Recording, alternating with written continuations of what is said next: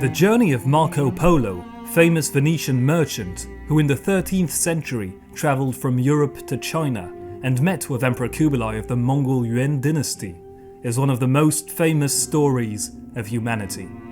However, in a complete parallel to Marco Polo, one religious adventurer born in China would accomplish the exact opposite, travelling to Europe and meeting several famous khans, kings, and even the Pope. This is the story of Rabban Bar Sauma.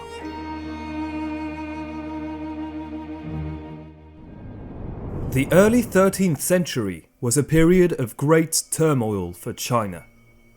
Its north was controlled by the foreign Jurchen Jin dynasty and Tangut Western Xia Empire. However, further north, the many Mongol tribes united into a great horde through the iron will of Genghis Khan, plundered and devastated all neighbouring states. The city of Zhongdu, capital of the Jin dynasty, had been utterly destroyed by the Mongol horde in 1215 and left mostly depopulated. It is shortly after this event, around 1220 or 1225, that a boy who would accomplish an unprecedented journey through the world was born. Sources describing his exact background are slightly contradictory. Historiography usually describes him as being of Ongut origin, a Mongolized Turkic people, although some sources have claimed he was a Uyghur. In any case, he was born into a wealthy family to Anshiban, a supposedly influent citizen, and his wife Keyamta. The couple had been trying to conceive for a while, and unsuccessful, turned to prayer. Like most Onguts, they were Nestorian Christians, a form of Eastern Christianity. This faith was developed by Nestorius, Archbishop of Constantinople in the 5th century, who had clashed with the clergy of the time for his theological views, as he claimed that Jesus Christ was not entirely of divine nature, but of both tied human and divine nature. He was subsequently declared a heretic, but his beliefs were absorbed in Persia under the independent Church of the East. During the following centuries, Nestorian missionaries would spread the religion eastwards through Asia to Turkic and Mongol peoples. The child of the Ongut couple, in their eyes a gift from God, was named Bar Sauma, son of the fast. Not much is known about his early life, other than his parents arranging for him a good education. Growing up, he deeply embraced his parents' religion, soon becoming more pious than them. Feeling a spiritual calling, Bar Sauma came to embrace an ascetic lifestyle, not engaging in drink or good foods, and refusing any kind of romantic life. In his early adulthood, his parents arranged a potential wife for him. However, by 1248, more and more estranged from his family, much to their despair, Bar Sauma changed the path of his life forever. The young religious man called off the wedding, gave away all his belongings to the poor, and left the family home. The approximately 25-year-old man withdrew from the world to become a Nestorian monk. He retired to southwest Fangxian County, modern-day Fangshan district of Beijing, to live as an ascetic monk in a local monastery and pursue his theological studies. Well versed in Nestorianism, Bar Sauma soon became a renowned sage and theological teacher. After several years, he decided to settle in the local mountains to fulfill his ascetic lifestyle. The monk would thereafter regularly be visited by people seeking religious advice or aspiring monks and priests. Around 1260, though, came a teenager who was to become Bar Sauma's travel companion. A developing devout Nestorian himself, son of an archdeacon, the approximately 15-year-old named Marcos had left his native town of Kosang and, overcoming physical and psychological obstacles, travelled 15 hard days to meet the sage and study from him. Although the monk did his best to discourage the boy from staying, possibly testing his determination, Marcos was not deterred, and Bar Sauma subsequently agreed to take him as a student. During the next years, he would teach him his lifestyle, religious knowledge, and eventually ordain him a monk as well. In parallel, the geopolitical world around the disconnected monks had greatly changed. Practically all of China had completely fallen under control of the Mongol Empire and was ruled by the ambitious Khan Kublai, grandson of Chinggis Khan. By 1271, Kublai founded his own Chinese-influenced Yuan dynasty, based in Khanbalik, the former Zhongdu, birthplace of Bar Sauma. As such, the ruined city underwent considerable reconstruction, gradually turning into an imperial city hosting the Yuan dynasty's palaces and surrounded by huge walls. Due to infighting, the great Mongol Empire had however shattered into several independent khanates, chief amongst them being Kublai's Yuan dynasty. Nonetheless, the Mongol conquest of Asia gave the opportunity for merchant caravans and curious explorers to travel from east to west, or vice versa, as the Mongols took great care in maintaining and protecting the roads connecting one side of the former empire to the other. Around 1275, as Kublai Khan was finishing the unification of China, battling the southern Song dynasty, the two monks started talking of an incredible religious expedition which would take them across the known world. The young and ambitious Marcos declared that they should go to Jerusalem, the heart of the Holy Land, home to the Holy Sepulchre and many other Christian sites. By then around 50 years old, Bar Sauma was initially reluctant, but his student eventually convinced him to leave the mountain. Together, they went to the capital Khanbalik to organize a caravan and escort for the great endeavor. As word spread, the local Christians either encouraged or discouraged their project, given the immense challenge it presented. News most likely even spread to the Yuan Emperor Kublai himself. The monarch was very interested in religions, and his own mother was a Nestorian Christian.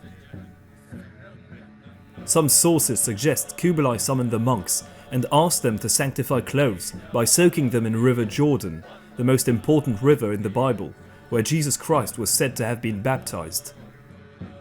It is not impossible that Emperor Kublai ordered Bar Sauma and Marcos with the mission of going to Jerusalem in the first place, rather than it being their own project, as the monarch aimed to extend his international relations.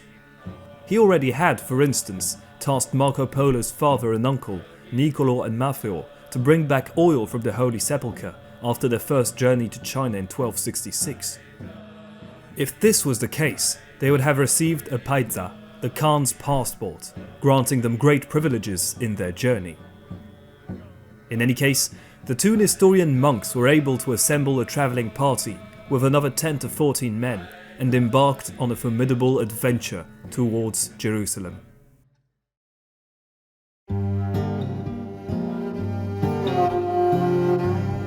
Leaving from Khanbalik around 1275, the two Nestorian monks first made their way to Kosang, the birthplace of Marcos. Soon after arriving, local Nestorians, including Marcos's parents, came to see the unusual adventurers. The young monks' parents were reportedly devastated that their son had not returned to stay, but was embarking instead on a perilous journey to the other side of the world. Some sources claim that in Kosang, two local Mongol lords of the city, related by marriage to Kublai, summoned the monks for a talk. Unable to convince the two educated men to stay for the community, the Mongols gifted them with clothes, horses, gold and silver to prepare for the expedition. The adventurers, loyal to their ascetic beliefs, had to be convinced to accept. These gifts would indeed be much needed. The caravan moved on. After a brief stop in Yinchuan, it was time for the adventurers to enter the Southern Silk Road. Their first great challenge began, as they now had to cross through the barren Taklamakan Desert. This arduous experience took them reportedly 2 months, during which they would have to overcome heat, sandstorms and exhaustion. Nonetheless, they successfully reached the oasis city of Khitan, a key trading city of the Silk Road. The two monks would stay there for half a year before moving on. This protracted stop is likely to have been caused by warfare, as Haidu Khan of the Chagatai Khanate and Emperor Kublai of the Yuan dynasty had entered constant conflict since the fragmentation of the Mongol Empire after 1260. This conflict probably led to famine and banditry in the whole region. However, the devout Nestorian monks' determination was not shaken. Bar Sauma and Marcos moved on towards their next stop, the city of Kashgar. Although known to be somewhat of an Nestorian stronghold, which Marco Polo had described as a very wealthy city, filled with bustling markets selling all kinds of crafts, the place the two adventurers arrived to was a ghost town. Recent battles between Haidu and Kublai had led to devastation, and the people had fled Kashgar. Despite the circumstances, the two travellers were able to rest without falling in harm's way. By then, they had already crossed thousands of kilometers since Khanbalik, but they were only about halfway through to their destination. Bar Sauma and Marcos moved on.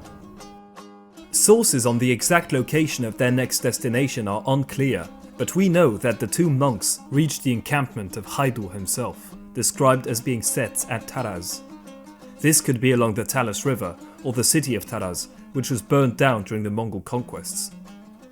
In any case, they crossed through the Pamir or Tian Shan mountain ranges, another tremendous obstacle they successfully crossed.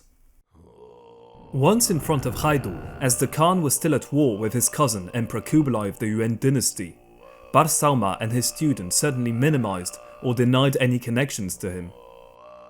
After reportedly praying for him and his state, they obtained from Haidu a guarantee of safe passage through the Chagatai Khanate. By now, Bar Sauma had already met two of the most important world leaders of the time.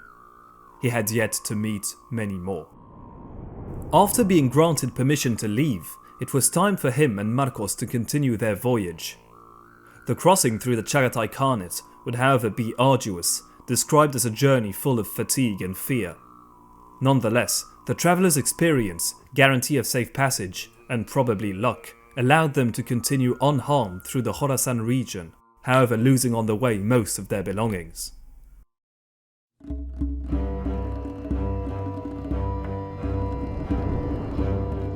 After weeks of journey, they finally arrived into the Il Khanate, the southwesternmost fraction of the former Mongol Empire. The two religious adventurers stopped at Tus, where they were greeted by fellow Nestorians and invited to stay at the local monastery.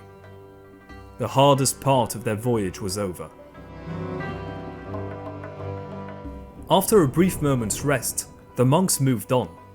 Their next objective was to reach Baghdad, the Round City, to meet Martinha I, the patriarch of the Nestorian Church. However, they would not have to travel so far. Bar Sauma and Marcos reached the city of Maroge several weeks later, the previous capital of the Il Khanate, which was now the summer residence of the Khans. It so happened that the patriarch Dinha I was precisely in the city at the time.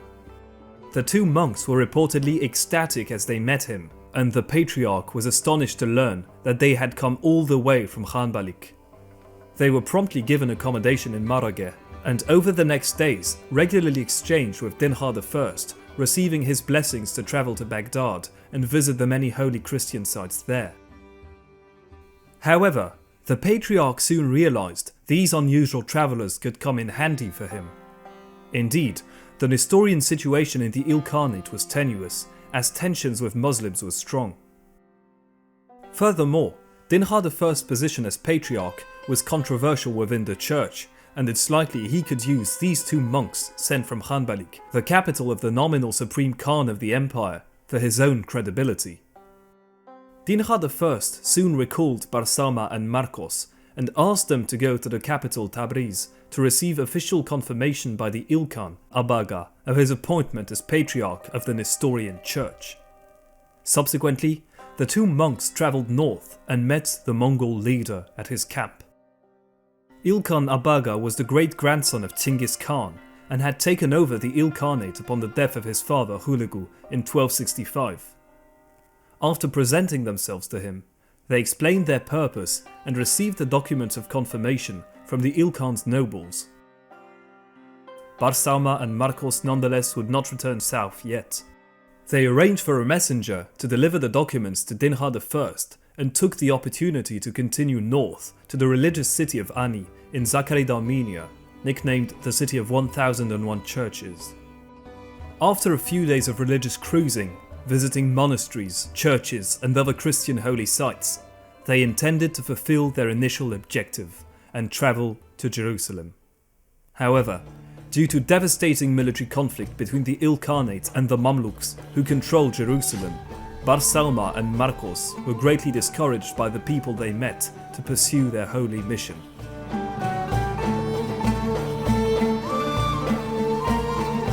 Astonishingly, although they had already faced great hardships, passing many borders between battling states and crossing mountains and deserts, the two monks gave up on their plan. Their frustration would only increase.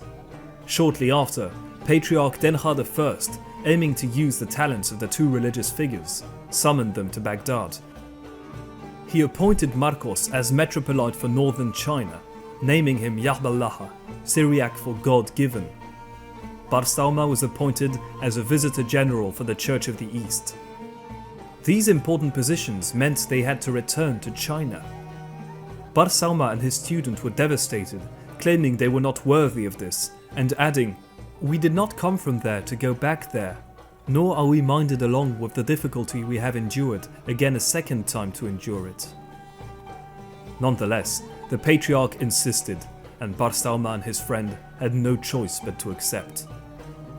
Despite having done their best to withdraw from the world, the two monks' holy mission had taken them to the very centre of political concerns. Luckily for the two Nestorians, war between Kublai and Haidu had resumed even more violently than before, allowing them to remain in the Ilkhanate for the time being. They withdrew to the monastery of St. Michael, likely near Mosul, and intended to stay there for the foreseeable future. So it was that two Christians born in China were now stuck in the Ilkhanate without having been able to accomplish their initial objective. They had travelled thousands and thousands of kilometres, met with three world leaders and a religious figurehead. One could easily think that their journey would end here.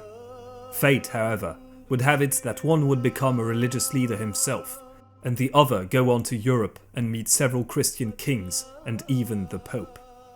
Their journey was not over yet. Thank you for watching my video, I hope you enjoyed it. If so, please leave a like and subscribe to the channel. If you have any questions or requests, feel free to leave them in the comment section below.